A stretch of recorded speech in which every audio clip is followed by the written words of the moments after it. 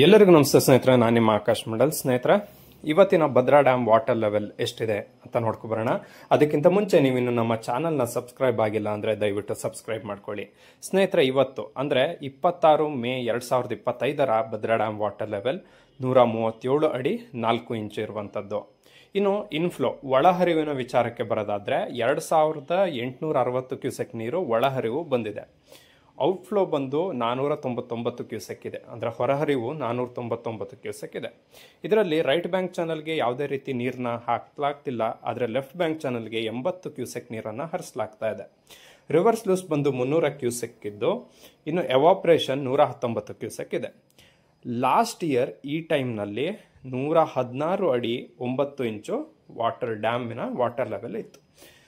ಇನ್ನು ಇನ್ಫ್ಲೋ ಬಂದು 2580 ಕ್ಯೂಸೆಕ್ ಆದರೆ ಔಟ್ಫ್ಲೋ 578 ಕ್ಯೂಸೆಕ್ ಇತ್ತು. ಧನ್ಯವಾದಗಳು ಸ್ನೇಹಿತರೆ.